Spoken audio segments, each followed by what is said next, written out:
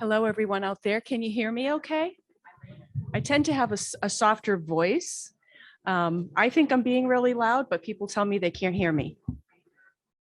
I'm not being, You're not being very loud. no, they tell me I'm really soft. So I need to be louder. Okay. I will do my best.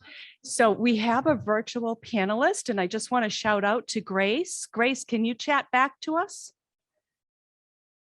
Hi, can you hear me? We can. Awesome. We can't see you, but we can hear you. So thank you so much for joining us remotely. We appreciate that. All righty. So everybody comfortable? Good. Let's get this party started. Before we move on to the lunch and plenary, and off we go into our real worlds and try to pick up and implement all of the great ideas and new things that we've learned.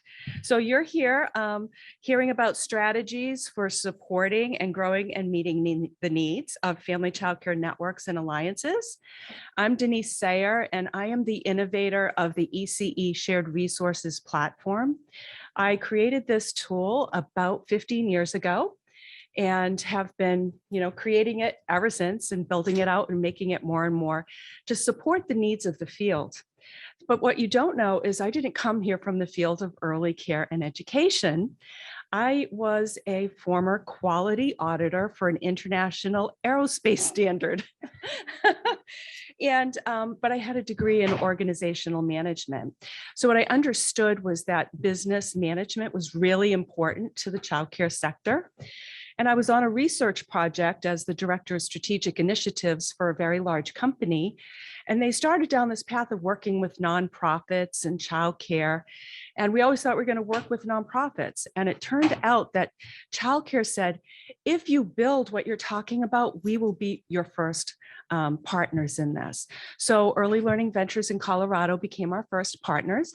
And Sharon Easterling actually became our second thought partner, and she was the executive director at the time of the Delaware River Valley AEYC in Pennsylvania. So it's been a very circuitous route for me to be here, but it's tremendously fun and wild ride, and I've loved it. And so that's my part and my role. We'll be talking about our macro perspective of how we support childcare businesses, and most specifically family childcare. I'd like to now introduce Grace Reef. And Grace, actually just why don't you chat about your background and how you got to be here today? Sure. I've been working in the, childcare early learning field for many years. I started working on early childhood issues as a staffer in the United States Senate for 17 years. And then I was chief of policy and evaluation at Childcare Aware of America. And since 2013 have been a consultant and getting very involved with lots of state and local projects, many of which involve shared services. And I'm currently today going to talk about a project that is really exciting in New Jersey. And so I guess that's about it. Thank you, Grace. And now I'd like to introduce Paula Drew, and I'll let Paula introduce herself. Can everybody hear me? Yeah, great. Hi, my name is Paula Drew. I am the co-director of the Wisconsin Early Education Shared Services Network. We call that WESN because it's a really, really long name. We are based in Wisconsin. We are a statewide shared services network. I have worked in early care and education for all of my adult life. I was, a substitute teacher, lead teacher, admin helper, executive director, professional development specialist, and now I'm here as my role as co-director of our shared services network. My expertise really lies in center-based administration and policy, and my graduate work focused on the intersection of early care and educator well-being and the quality care that children receive. So really looking at workplace supports, leadership, compensation, benefits, all of those things, and what that does to improve or discredit quality in a classroom. Interestingly enough, starting out my work in shared services, my first project when I came to the organization that I work at, which is Wisconsin Early Childhood Association, where the state affiliate, the NACE state affiliate in Wisconsin, was to start up our ECE Shared Resource platform. We call that WISERS, Wisconsin Education Shared Services or Shared Resources. And our tagline is a wiser way to run your business. And then in 2019, the last Opportunities Exchange conference is where I met Grace Reef for the first time. So it's fun to be here with both of you today. Thank you, Paula. And it's wonderful to have both of you here today. They've been long-term thought partners and actually sponsors of the platform. And Grace has supported so many different states. And so she and I have worked many different ways together in her variety of capacities with the different states that she supports. So it's really quite interesting and such an enjoyable process. So we're going to talk about how both Wisconsin and New Jersey are supporting family childcare networks. And then we'll get to a macro level about how the ECE Shared Resources platform provides the resources that supports their work. So it's not just about what we do, it's how it's used to benefit these alliances and really kick their work up a notch and give them the freedom to focus on the things that they want to focus on with their family childcare networks and not recreate the wheel with the kinds of things that we hear again and again. Like, how do I do this? Or what is a good job description? Or, do you have an enrollment, a contract, those kinds of things. They don't have to create that, because it's in the ECE Shared Resources Hub. So we're going to kick it right over to Grace. She's going to talk about the network in New Jersey. So you'll see on this slide, and I'm not going to steal your thunder, Grace, but there's a couple of different ways that this is being implemented. So we're going to look at a real micro level, a bigger, more regional, statewide level, and then we'll look nationally. Grace, can you see the slide? Yes, but virtually it's on your first opening slide. Is that where you want it to be?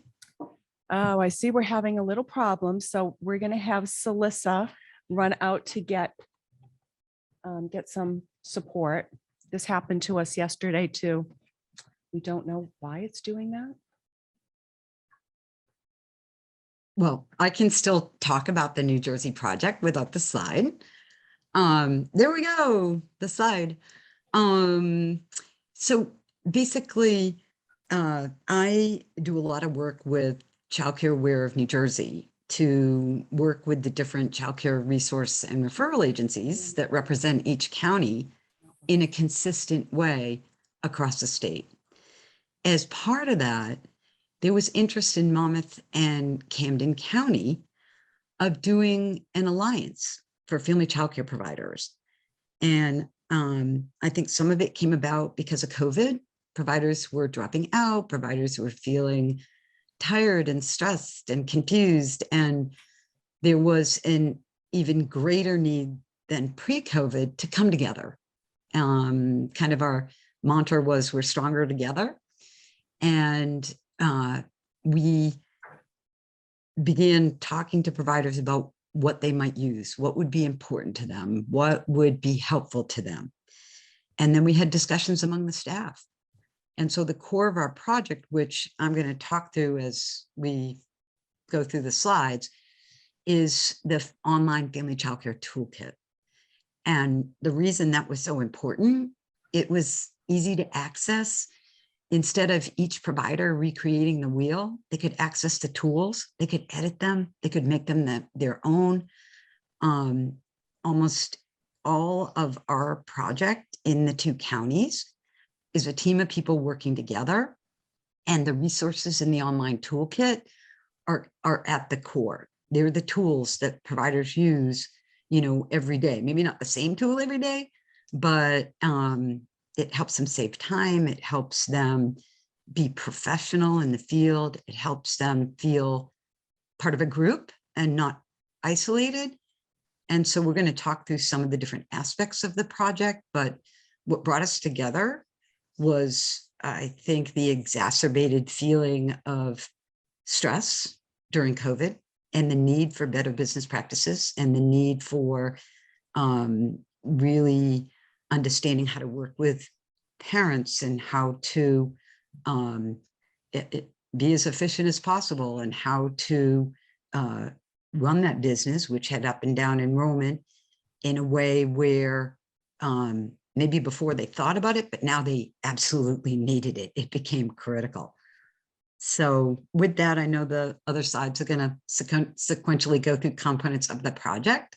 So I guess I'll turn to Paula.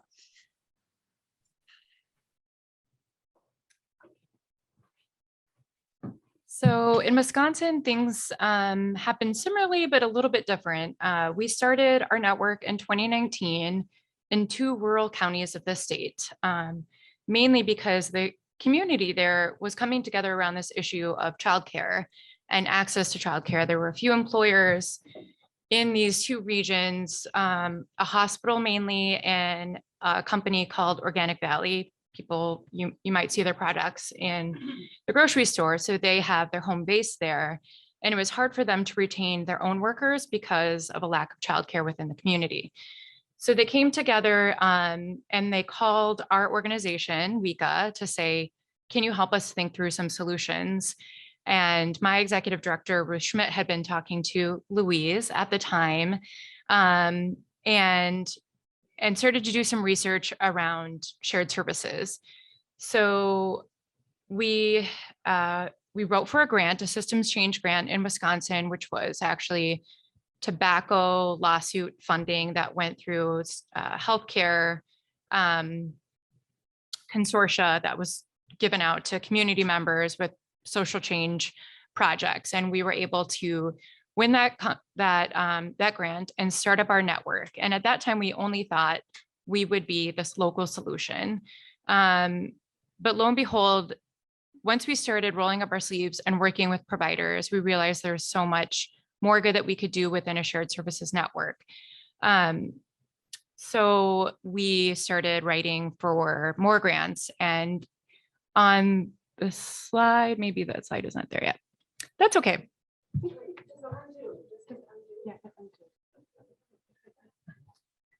Here's the slide right here.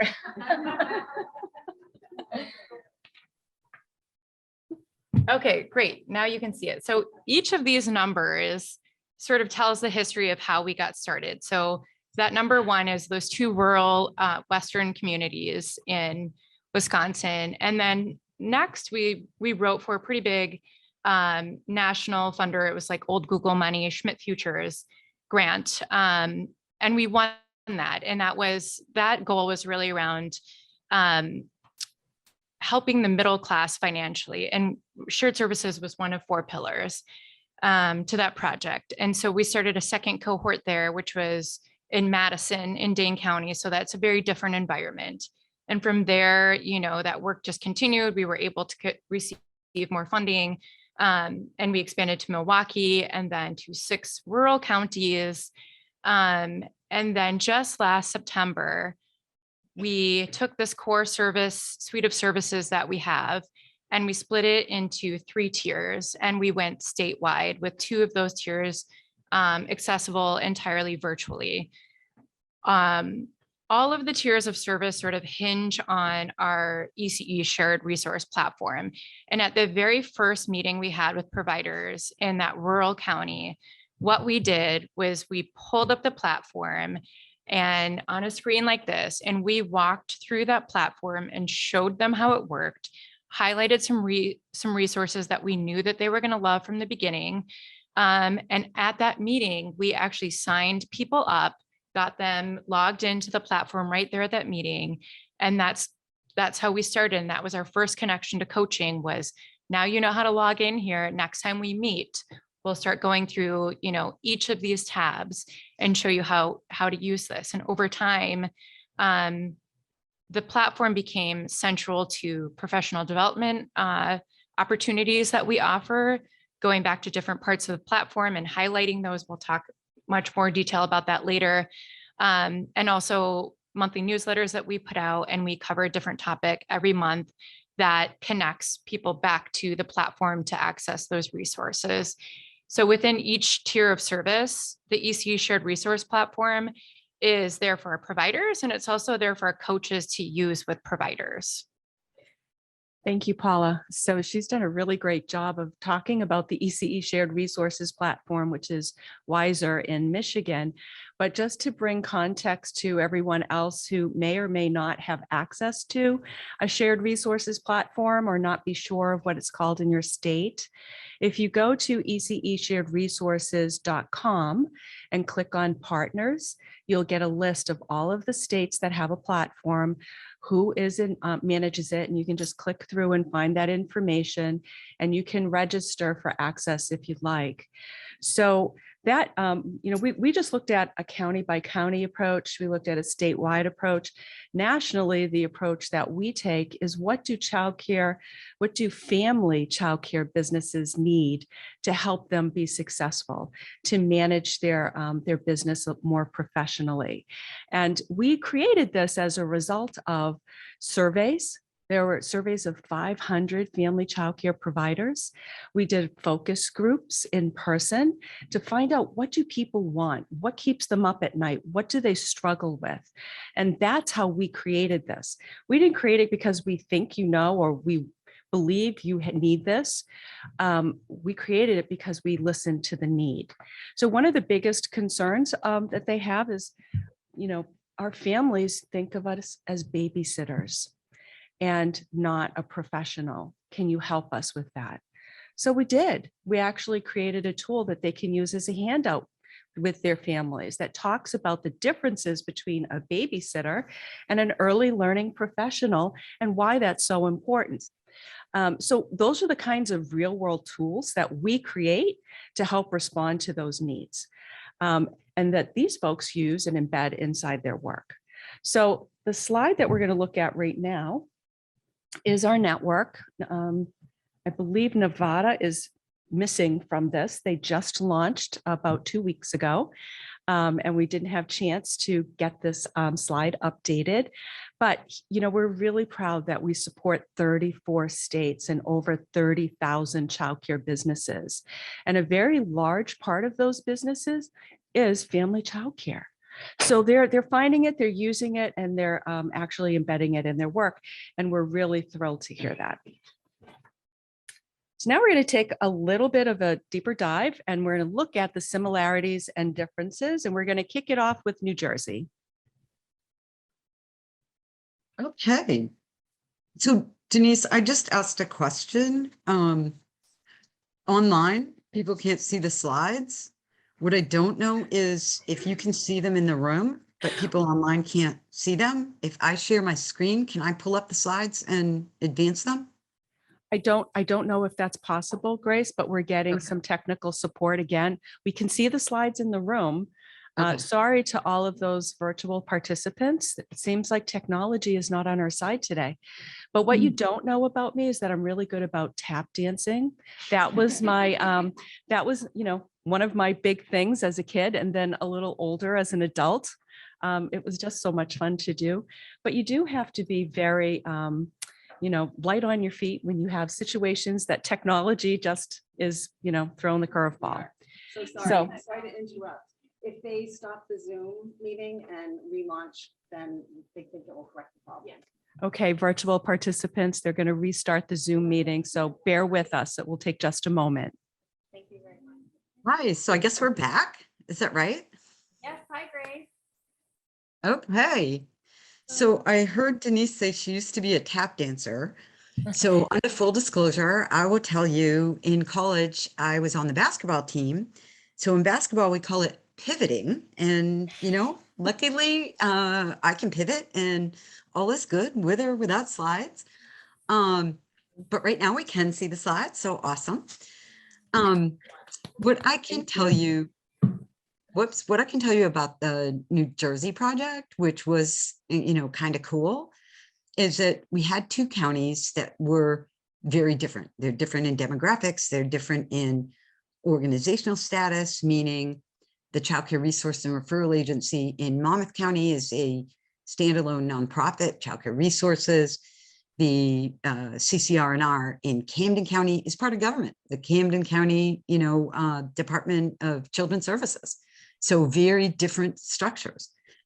But the two counties came together, and what was really interesting about it is not only did we have an alliance for childcare providers, for family childcare providers, but we took a group of staff that previously really worked in separate silos. Somebody's the infant toddler person, somebody's the quality person for the quality rating system, somebody's the CACFP monitoring person or inspector, or in New Jersey, they don't license family childcare. It's called registered family childcare. So somebody does the registrations.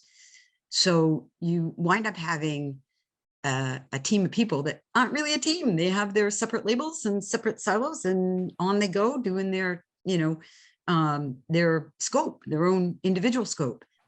And so what was really interesting about the Family Childcare Alliance is that we took these separate individuals in Monmouth County, the separate individuals in Camden County, and we brought them together as a team so that everyone can understand, yes, you have a job to do and you may be the infant toddler specialist. However, you're on a team, and as a team, the job, collectively is to better support family childcare. And, we all know on the ground in real life, there aren't separate silos. I mean, they can be created by government sometimes, but like on the ground, you're like really doing the work. There's not a separate silo. There's an integration.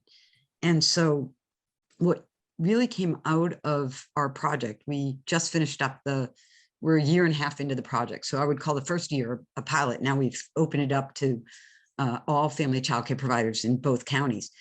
But what came out of it was these separate individuals who, by working together on this project, came to see really the greater good of the project, the greater good of family childcare in the community.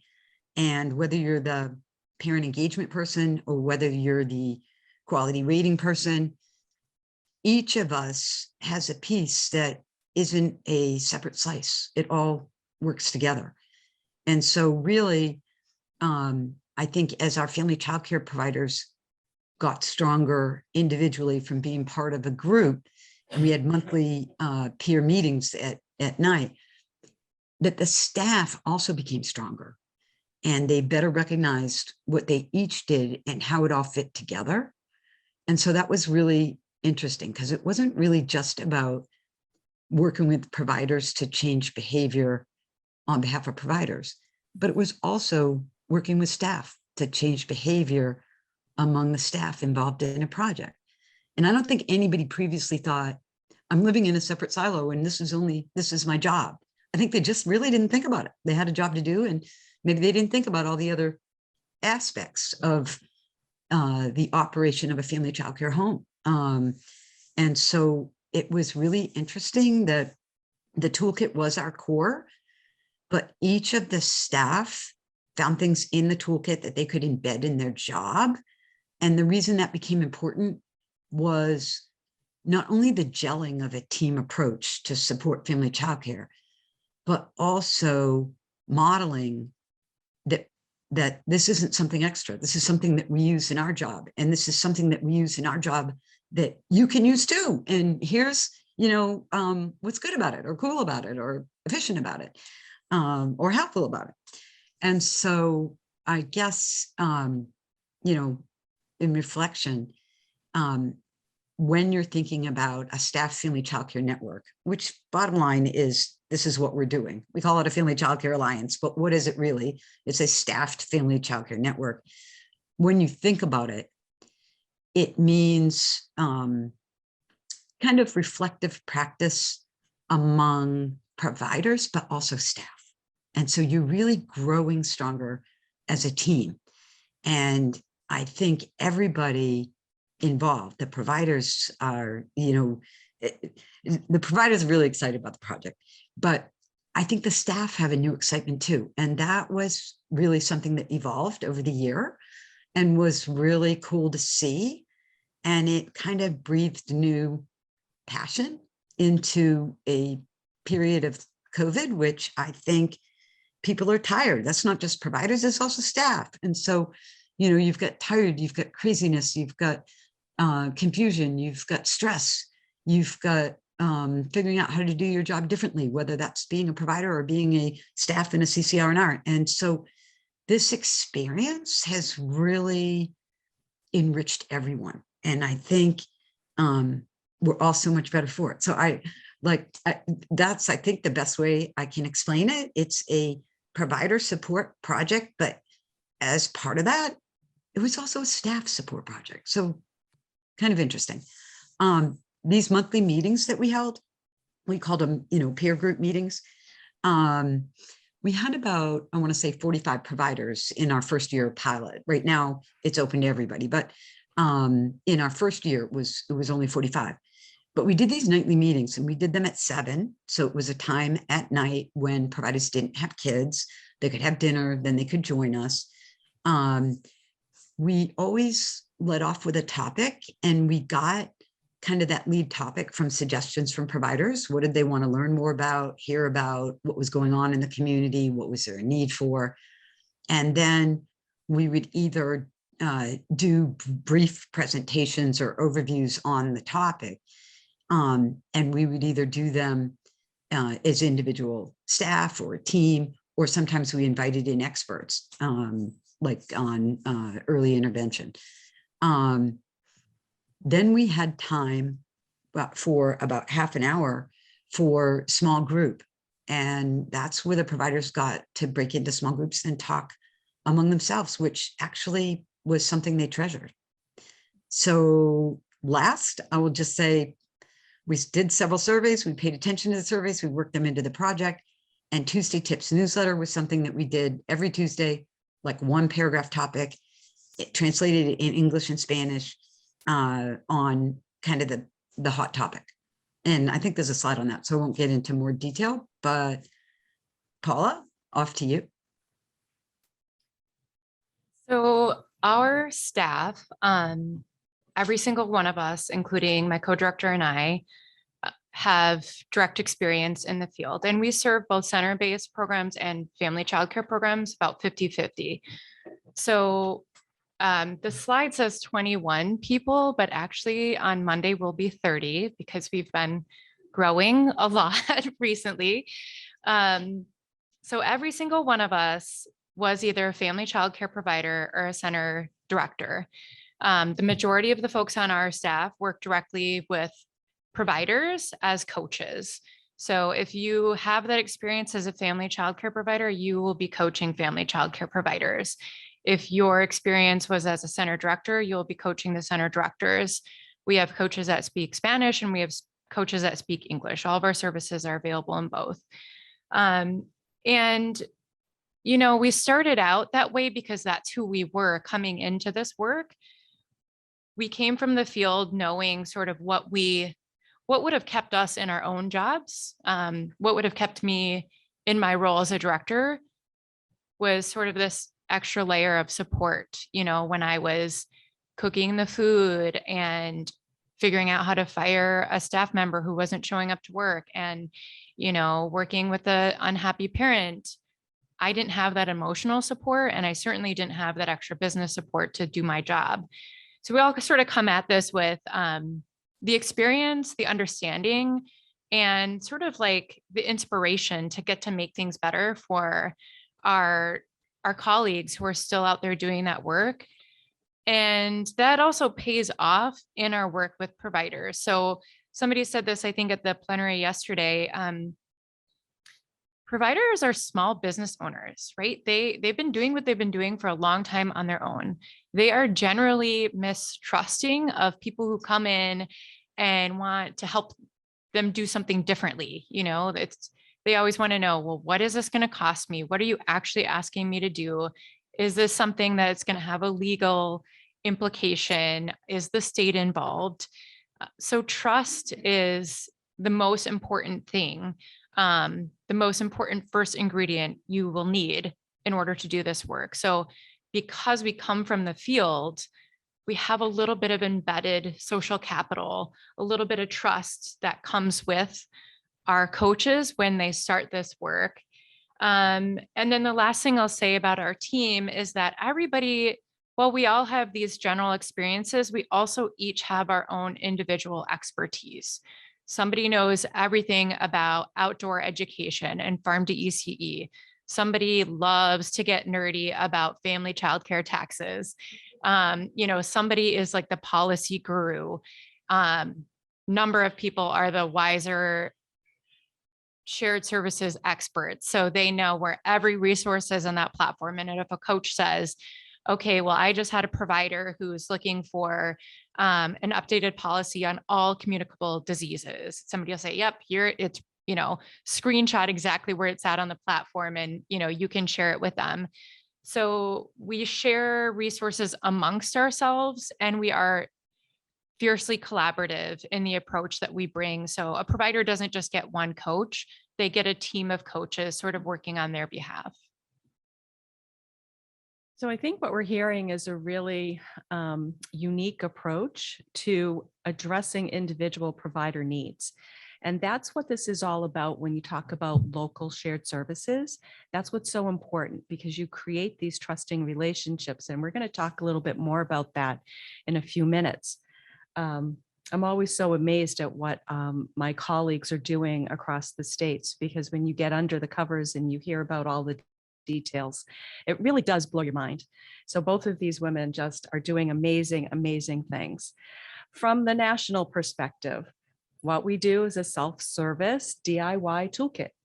So if you're a childcare program, if you're a family childcare provider, if you're a technical assistance support specialist, or in professional development, as we've heard from both, both individuals, you can use this in your work. And so we have created this toolkit. It is standalone. It has about 350 resources, very specific to running a family childcare business. Because in our surveys, in our focus groups, what we learned was that there was demand for business practices. There was demand for professionalizing their image and their reputation with families and in the community. And they needed help working with families. And more often, it was just kind of managing those conversations, because they're so relationship based, right? That's all about their work, is developing these strong, trusting relationships with children. But first, you got to get past the parents, right?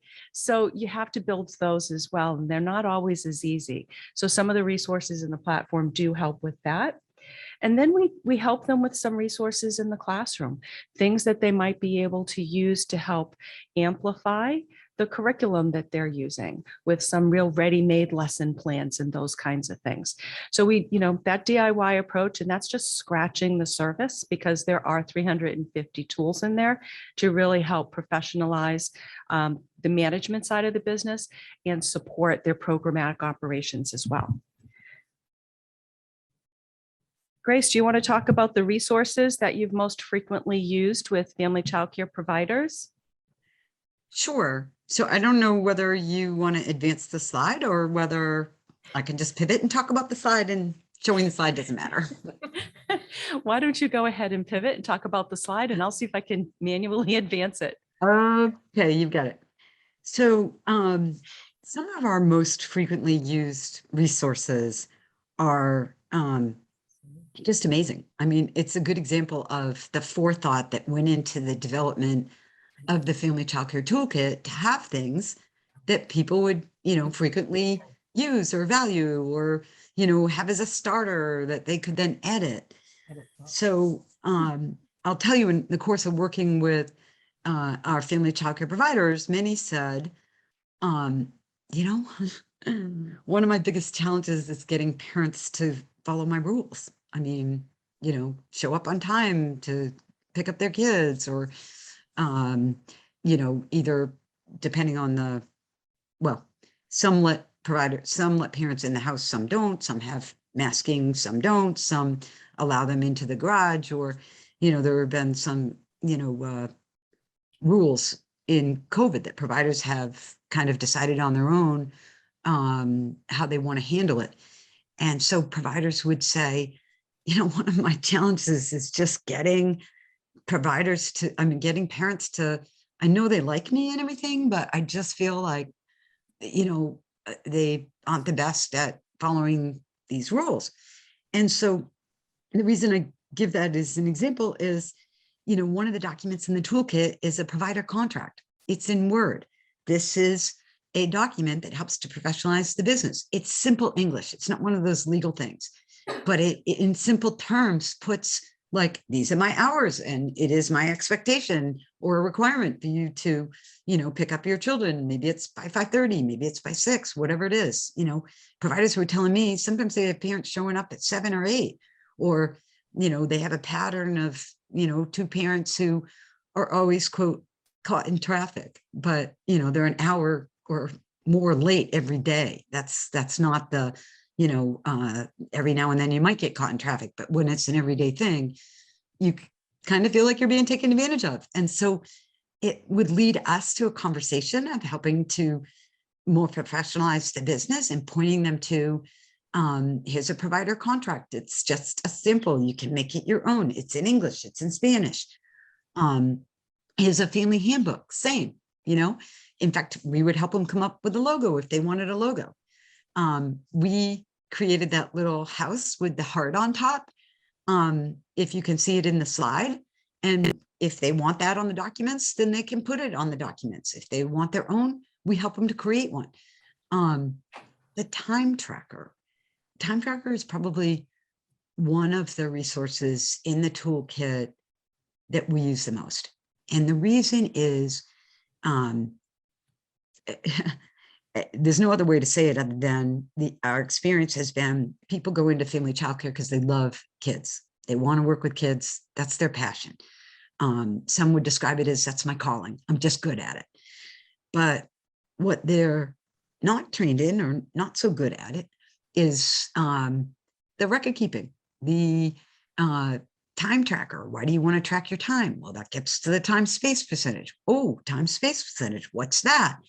Why should I care? And so it enabled us to say it really in a different way. Instead of, let us help you with record keeping, which would cause everybody to run from the record. Nobody likes record keeping. There's not one person I know of who says, oh, yay, I'm going to do record keeping today. Nobody. But we were able to connect with our providers and change the narrative and say, look, how would you like to pay less in taxes? And everybody's eyes light up like, less in taxes? Yeah, how?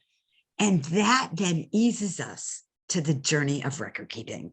Why is it important? What types of records should I keep? What is the format? What is that time space percentage? How does that help me potentially save money? How is that related to a tax deduction, which helps to maximize my income? And so I mention it because all of these resources are on the site. And so it's been incredible for us because it literally feels like you see the light bulb going off. And we try to integrate across the team.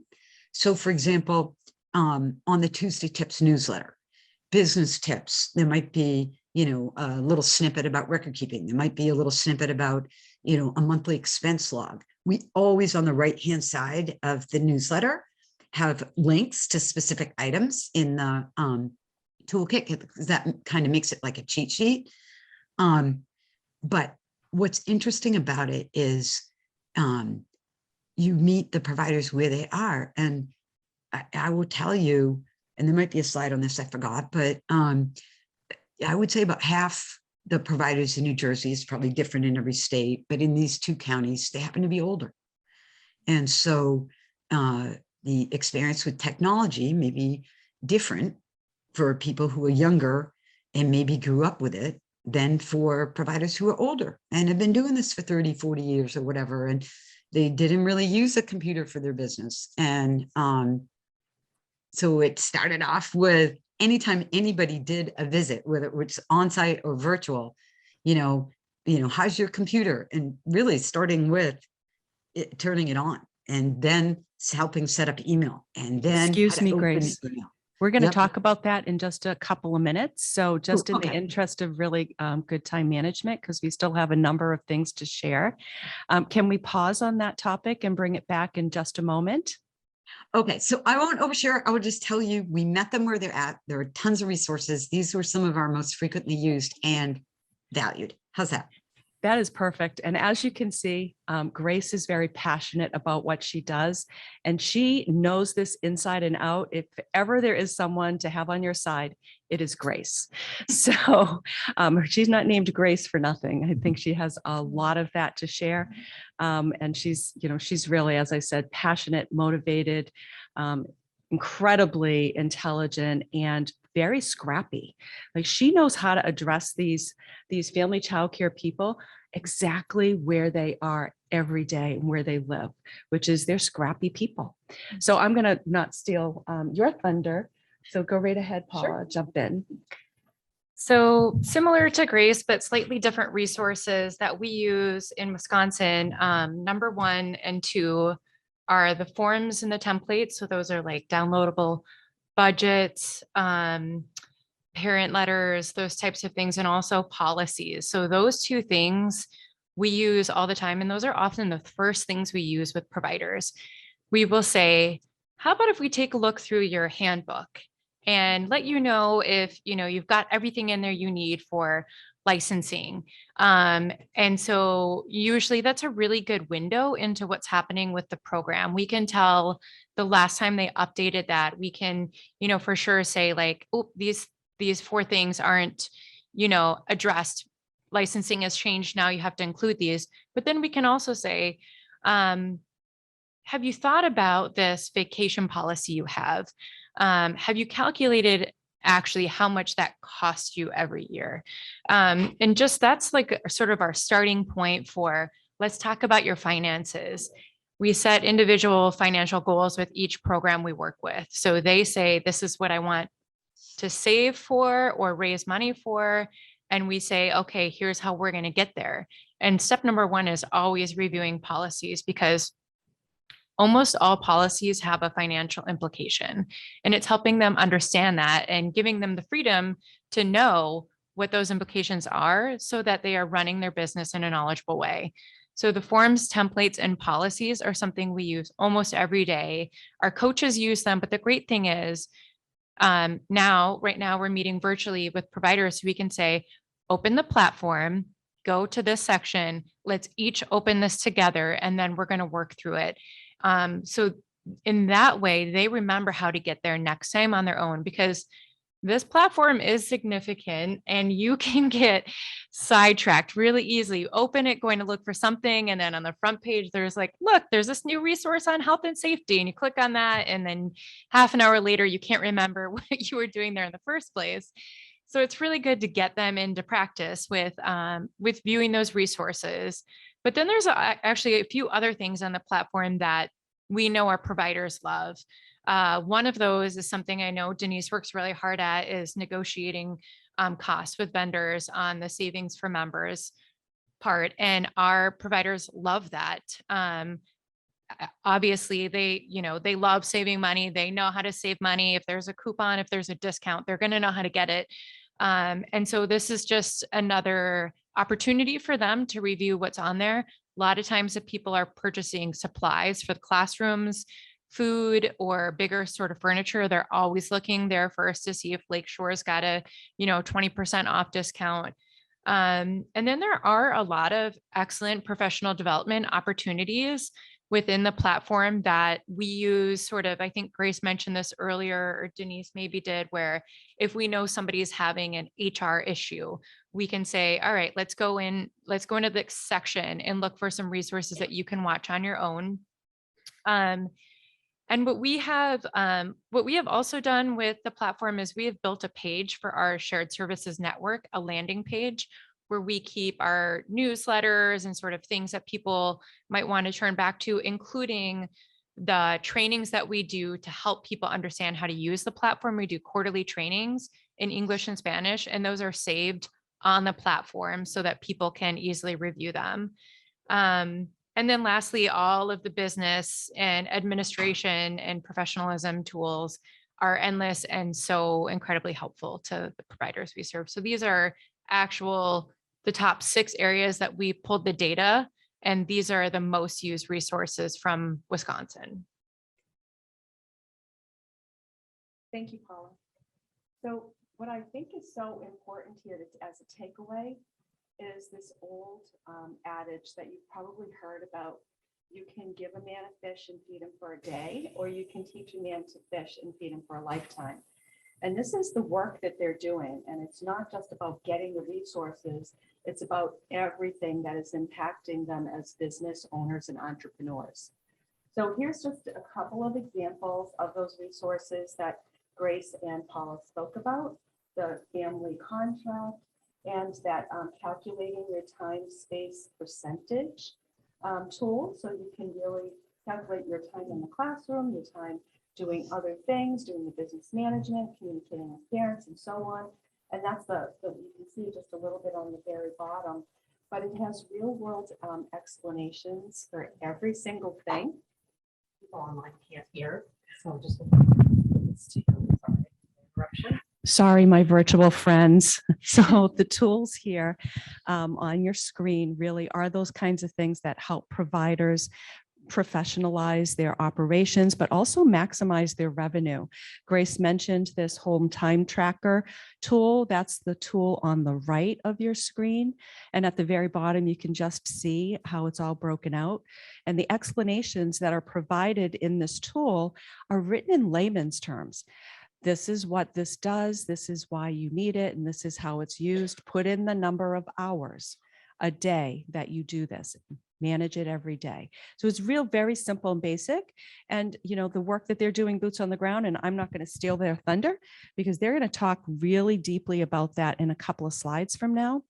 But first, let's move on to addressing key issues that are affecting family childcare alliances and network providers. So I'm going to just jump right in here in the interest of time, but you folks have slides to cover as well. So if you don't mind, let me just jump right in. So the first thing is isolation. Isolation is huge for family childcare owners and operators, and it can be very challenging to run a successful business when you're trying to do it all on your own. So these networks and alliances become hugely, hugely important to sustainability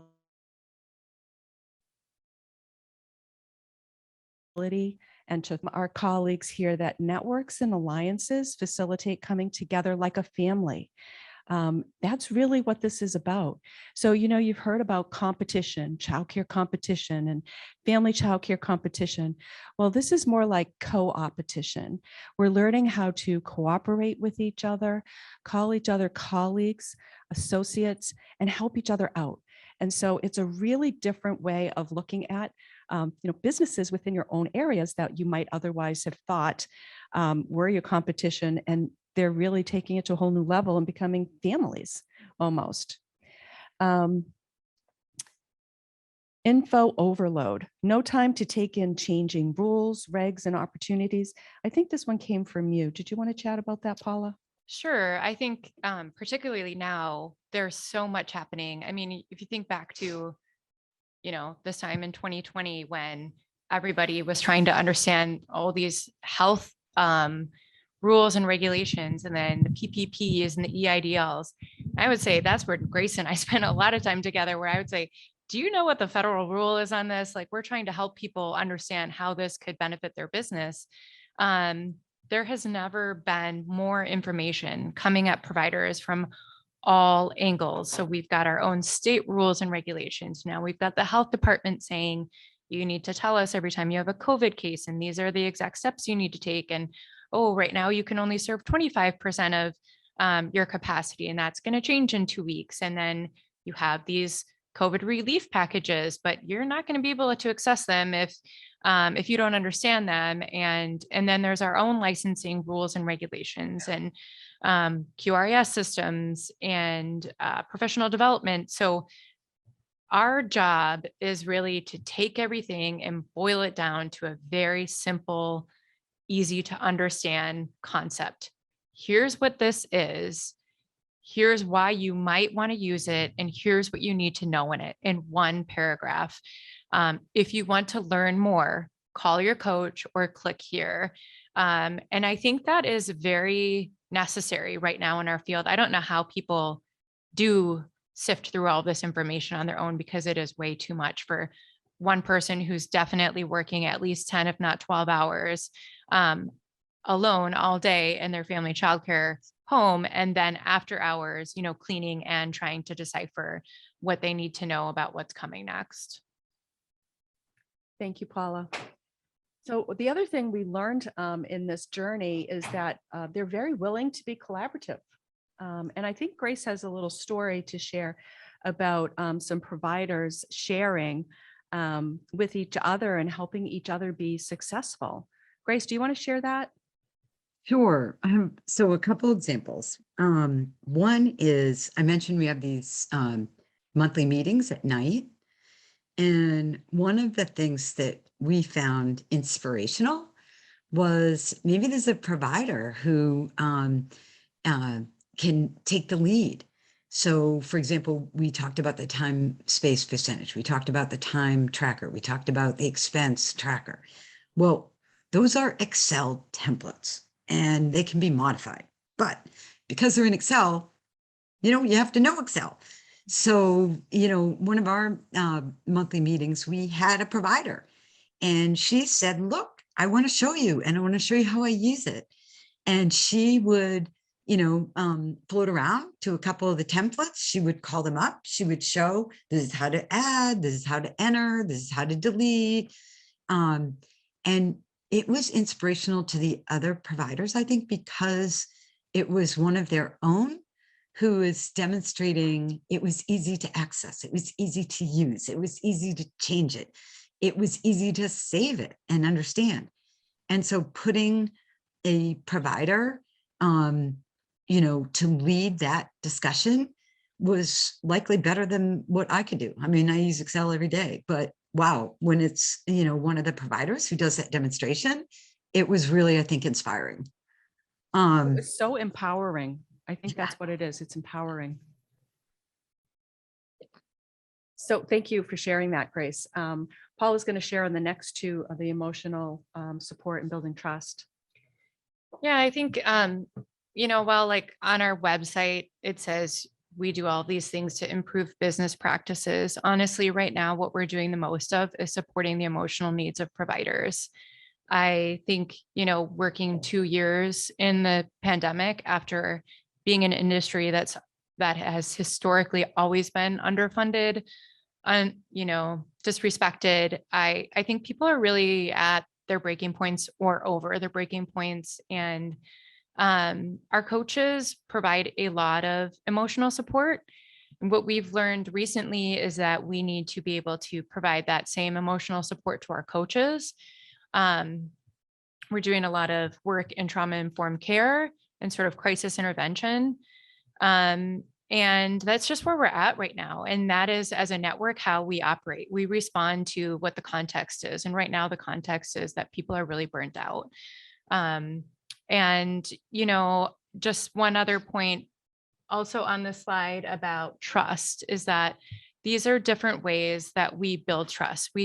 Somebody calls us and says, I have to tell this parent that they can't come back until they pay this late fee. Us emotionally being there to help role play with her is building trust, so that then when she says, guess what, I do have this budget on paper and that's what I show the quality rating person when they come in, but I'm actually not using this. And I, for month to month, I'm just going off what my bank account is or what my husband says I can spend. But now that I trust you, I'm going to tell you this, and I actually want to move forward with building a budget. So we never come in and say, okay, you're using childcare management software system. We're going to do this budget. We're going to do all this stuff, because people will slam the door in your face. We're building trust. We are showing up and being supportive in ways that they need. And when they are ready and when they ask for it, we will be there to support their finances. I just want to echo that for a second. Like, I think one of the most important things in relationship building and trust is there's no one perfect way for everybody. You need to meet them where they're at. And for some, it might be they don't keep receipts. You need to get them to keep receipts. For others, they keep the receipts, but they're all in a shoebox. Maybe you need to move them to a notebook. So there's a record keeping system. Or maybe if you can ease in Excel, that's even better than the notebook with a pen and paper. But maybe they're ready for software. And so we have each of these options, and we work to empower the providers to make the best choice for them. And it's often not the same choice by everybody, but we see what they need and want and support that. And if along the way we can move them from one form to the next, we'll do it. But we don't try to cram like a one size fits all solution for every provider in the alliance, because we'd lose them. They would walk away. So the next area that we're going to tackle here is talking about technology adoption, age, generational differences, and willingness. And Grace, we're going to ask you to go through your slide comments here kind of rather quickly, because just we have about 25 minutes left, and we still have another 7 slides. So just doing a little time check. Because of our technical difficulties, I think we're running out of time more quickly than we thought we would. So just want to be cognizant of that and respect it. Sure. So I can be super quick because I actually think I've mentioned all the things on the slide that I can't see, by the way, but all the things on the slide I've already mentioned. In New Jersey, about half were older, and they're really either not comfortable with a computer, or I would call it limited. And some, use their phone, and some only use their phone for texting or talking. They don't necessarily use the internet. And so, trying to meet them where they're at, trying to ease them into a level of comfort. Like I just said, that might mean different things to different people, but that's what we did. And, it doesn't happen, change doesn't happen overnight. It's not like turning on a light switch. It's working within to support behavioral change, which happens a lot slower than I'd like, but does happen. It just takes time. And then to embed it in daily practice takes time, but we've seen success. Thank you, Grace. Paula? Yeah, I mean, I think there's definite similarities probably across the nation. We have some folks who are nearing retirement and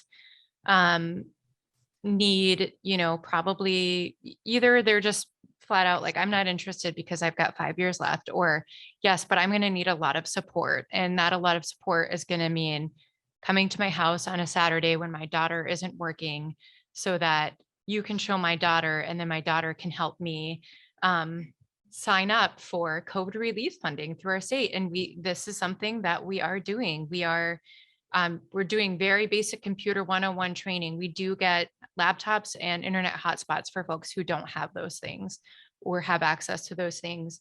And we're just kicking off a class in Spanish for our Spanish speaking providers that is really starting with, we're opening the computer, we're learning how to navigate email, we're learning how to upload documents, actually a lot of the things that are required in our state to receive state ARPA and CRRSA funding, right? They have to navigate an online portal. So we want to go through all of the skills that they're going to need to get those funding. But because we always did the computers and the internet hotspots, we were a little ahead of the game when COVID hit. Our providers were sort of like, had those things in hand and had a little bit of training. So when we took everything online, it wasn't as drastic as it could have been before then, because we're baby stepping, right? We're baby stepping to our final goal of having people really use technology to save themselves time and money. We know that automation is going to save them time, money. It's also going to reduce errors.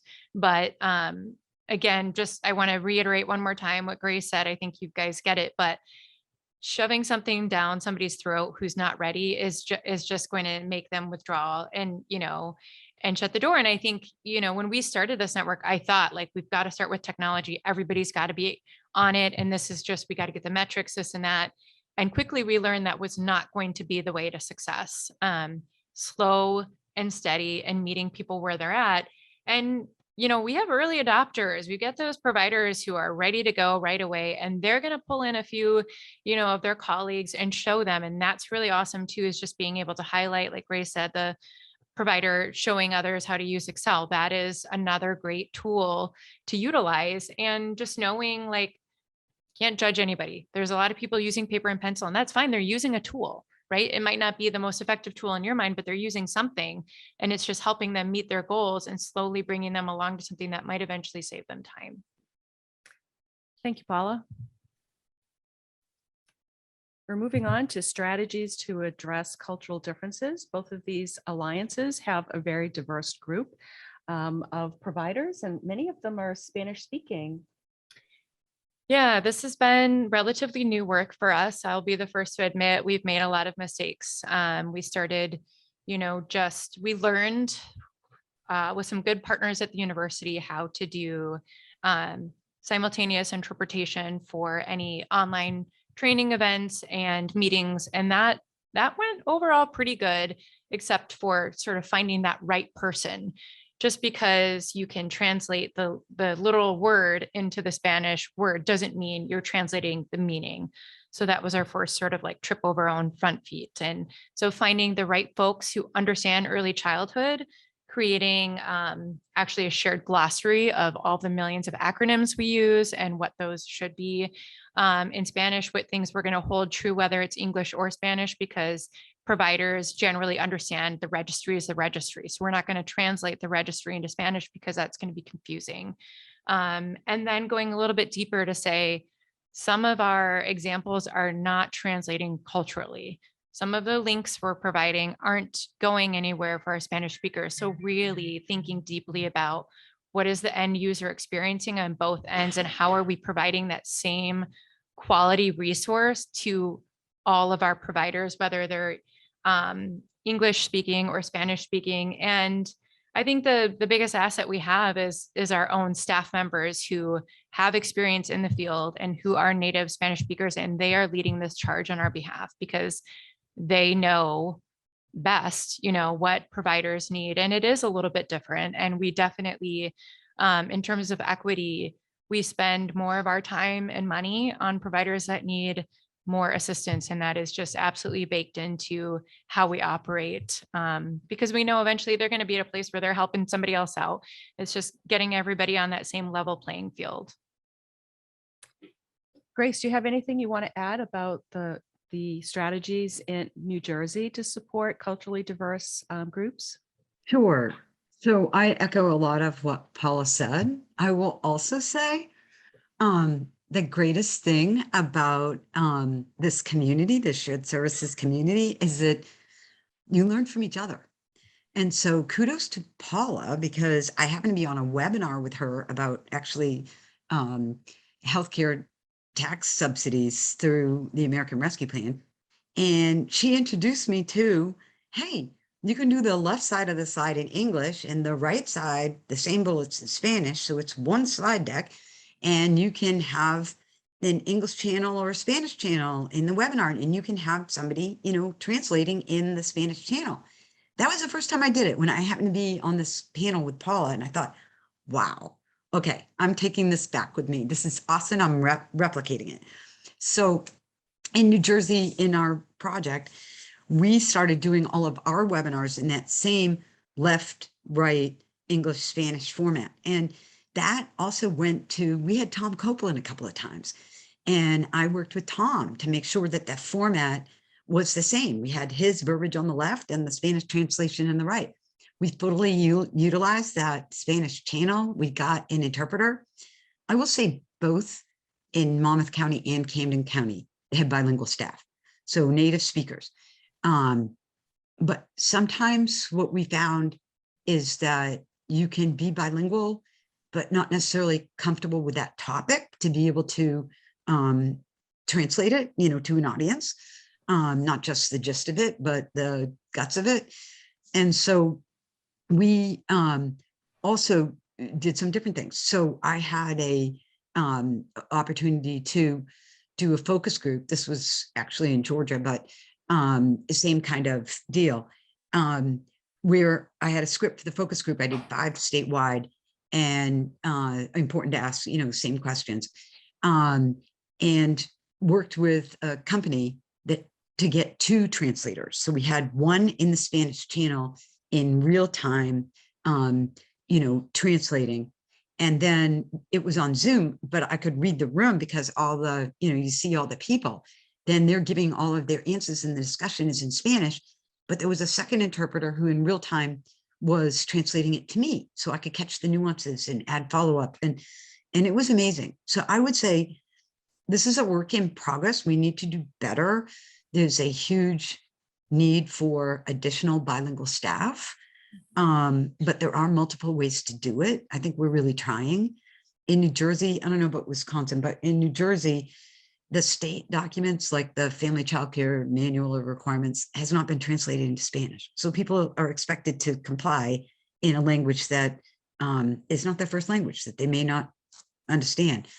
And so we have really tried to go the extra mile in all of the one-pagers we put out, regardless of topic. It could be early childhood development, it could be wellness, it could be healthcare access, like to healthcare.gov if you don't have insurance, or it could be the business topics, to also translate them into Spanish so that when you go to the website, you can click on either one. So it's a work in progress. I don't necessarily think that we've mastered it, but we've worked hard at it, and we have outlined additional things that we need to do, and we're working on it. Thank you, Grace. So we're going to wrap up in some final closing thoughts. You're going to find in the Attendify app that there are more slides. And if anybody wants to talk with us about those additional slides, we're happy to. But I want to leave time for all of you to ask questions or give us any of your reflection. But before we get there, I have just one more slide and one thing I'd like to say. You may have heard this quote before: never doubt the ability of a small group of committed people to change the world. Indeed, it's the only thing that ever has. And so the work that we're hearing from in New Jersey and Wisconsin is indeed doing that. It isn't changing the world for these family childcare businesses in a very meaningful way and creating impact in the local environment that we could never do nationally. But these folks are showing us ways that they're doing it very locally, statewide, county by county, and making a real meaningful change. So we're going to wrap it up on this lessons learned, because I think it's a good place to leave. Would you like to kick that off, Paula? Sure. I think all of these, if you can see the slides, and I will read them in case you can't, this is really good advice. I think Grace and I both made clear, you can't say like, this is what you get and you have to take all of it, or you can't have any of it. It's not a one size, fits all approach. You have lots of different contexts, different, capacities and learning continuums, meet people where they're at. Webinars are good, but you need to follow up with people to say like, hey, I saw you on the webinar. Do you want to talk more about that budget you've been working on? It's not a set it and forget it. Like you keep coming back to these things over and over again, say it again, say it again, and say it again. And, we're 3 years into our network, and we have now some providers that started really on that first year with us in that first month, who are just now saying, okay, I'm really ready to try technology now, 3 years in, and now they're really ready, and we know they're ready. And if they're not ready, you're just going to waste your money on something that is not going to be, taken up and utilized. And so you really have to take their lead, and I'll leave the other ones for Grace. Grace, you want to pick it up at Make It Real? Sure. So make it real. I think what is meant by that is, it can often feel, particularly when licensing is kind of compliance focused, that there's just a bunch of requirements, and people kind of roll their eyes or just feel like, why? And so when I say make it real, I mean, it's not just the list of requirements, it's putting them in context. Why do they exist?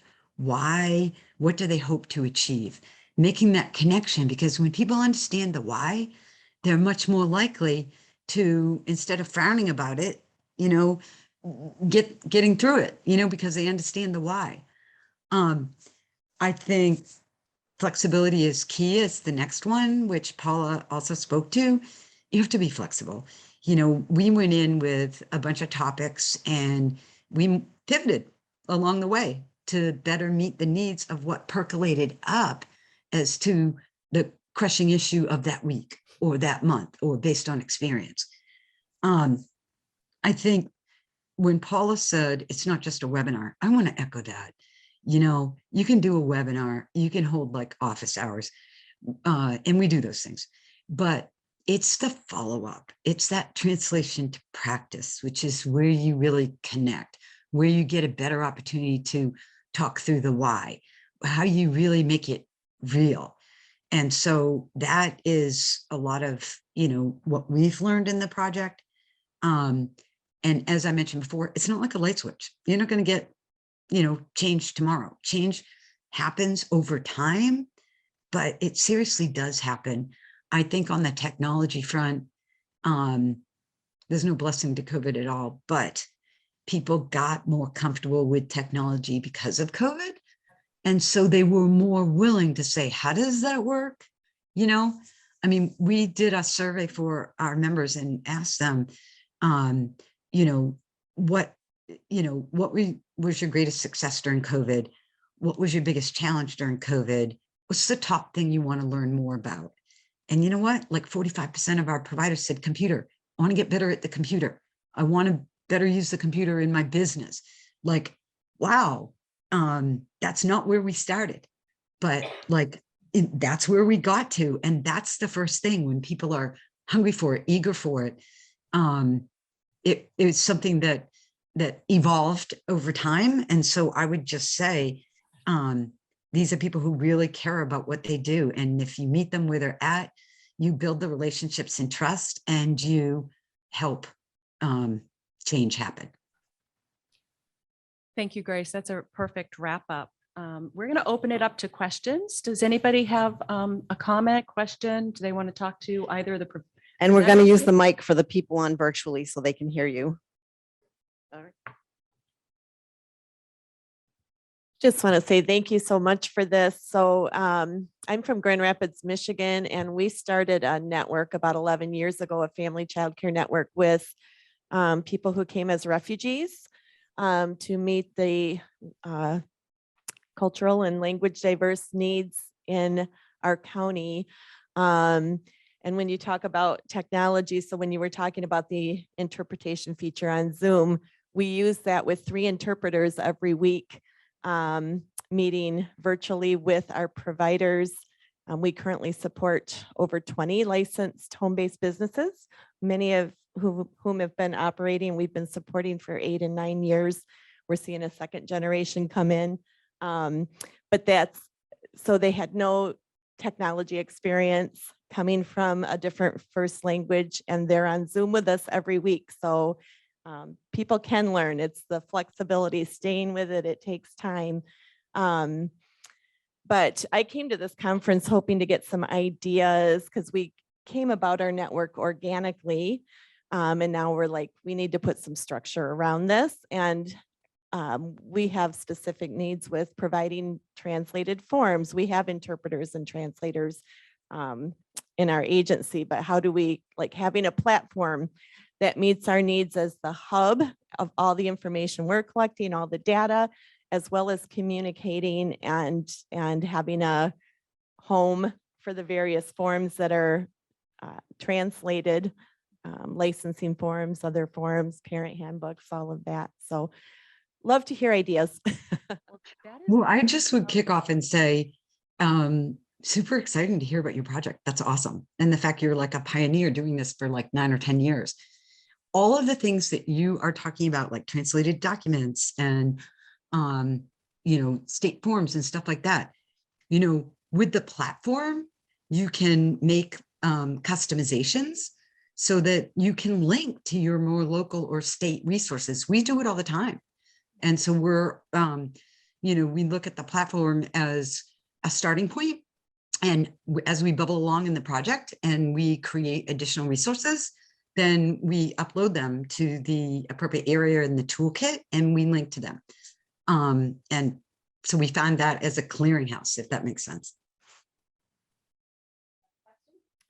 Hi. So I just wanted to ask a question about something you mentioned in the very beginning about how some family providers were having issues with some families just kind of seeing them as like glorified babysitters. And that was some of our providers were facing that issue as well. And it also led to like different side effects of, different problems with like SEOs and the websites, and then the parents not take them as seriously.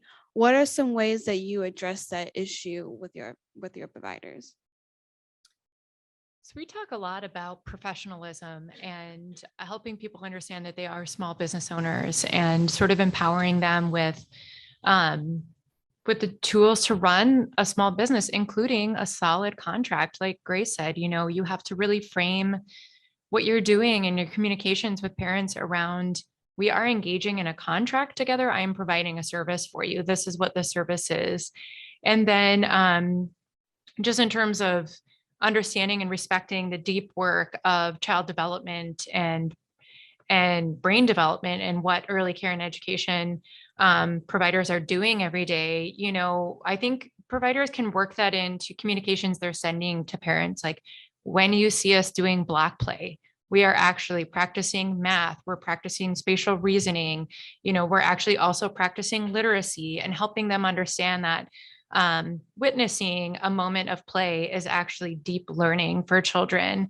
And sometimes it's actually talking about that brain development in a way that they can connect to learning that isn't like doing a worksheet or what, you would be doing in first grade. But for starters, it's empowering them to use their business practices to establish, this is what I am doing here with my business. Yes, I'm caring for and educating your children, and I am running a small business, and you are my customer. What state are you from? Maria? Indiana. So you do have the Indiana Early Learning Hub, and there are about 3 or 4 tools all about what you can do to professionalize your business so that families start to take you very seriously.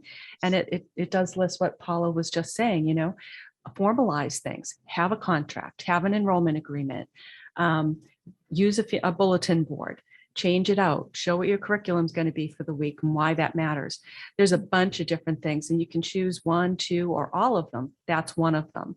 And the other thing is this checklist where one size shows all of the things that you do as this professional, and then none of the things that the babysitter does. And there's all these X's next to, certifications and, health and safety and all of that kind of stuff. So I would encourage you to look at those if you haven't seen them yet. I just want to add to that. It's also confidence building. So we spend time, don't call yourself a sitter. You are an early educator. You are a professional. You are operating your own small business, because all of that's true, but it gives them some level of comfort to over time say, you're right. But it's the kind of thing you can't say once and never say again. It's like, welcome early educators every time, you're talking. Like, our Family Child Care Alliance is a professional association. And so we talk about that. Thank you. That's so important. And it's also very empowering. I think we have another question. Just a comment. I come from Massachusetts, and minorities and early language, English language learners are a huge part of our family childcare provider educator community. And I think at one point here, we referred to translation in Spanish as going the extra mile, which I'd love to change that narrative, because honestly, it feels a little bit that like nothing, at least in Massachusetts, obviously that depends on the region, but nothing will happen. And those that need these services the most will not benefit from the impact of this great platform if we don't prioritize translation for those educators. So I just would invite everybody to advocate for translation at all times. It's extremely difficult, and as you mentioned during this presentation, because obviously none of us has the capacity to do that. I will share a resource that we have found most helpful, and it's actually on it's a translation website in Spanish, but I think they do include other languages. I don't own them, and I'm just advocating for it because I like it. It's called DeepL, as in deep language .com, and I find that Spanish translation to be very high quality and very clear. So I will, I would invite you to check it out, because we do a lot of our quick translations. Again, nothing happens without translation for us, and that has been very helpful for us. If I said that, I want to apologize. I would like you to know that it comes from a frustration in not being able to get the state agencies to translate the documents. And so we want to be able to do it right and do it often, not often. Every time there's some kind of written document, it should be translated. Every time there's some kind of presentation, it needs to be offered in English and Spanish and in other languages. If, there are providers in the community or families in the community that speak other languages. So I do apologize, but I do want to say I completely agree with you 110%. And we're working hard to embed it so it's a way of practice and isn't something extra, because it's not like I feel like we're going the extra mile. I feel like we're meeting trying to- providers where they're at. meet providers where they're at and do a better We're job. doing our best. Yeah, well, thank you for sharing that, Grace. I don't think that was Maria's intention in any way, shape, or form, and she wanted to share a great resource. So thank you. Anybody else? Yeah, I think we're really at time. So One more? comment. I am from a state. I'm from Nevada, like the state government. And we're trying really, I recently came into childcare from public health for the last 10 years, but I came in and I said, why isn't the policy manual in Spanish? And they're like, so we're working on that, at least in our state, to make sure all of our documents, our policy documents, our regulations are in Spanish, and further in Tagalog, because that's a big language in Nevada that we need. So I don't know if it would help for me to talk to other state people. I'd be happy to just keep advocating for more language translation. It takes a village, right? Everybody. Thank you all. Yeah, thank you, everyone. We appreciate your time today. I left our contact slide up there. If you have any other questions, I'm sure any of the panelists would be happy to chat with you more. I'm always happy to chat with you. Celissa, my colleague here, is happy to chat with you. We hope you got a lot out of this and that it really helped frame some of your next steps along your journey with supporting family child care providers. And thank you for all the work that you're doing, because we know it's passionate, work from the heart, and we really appreciate that. So have a great rest of your conference, and thank you again.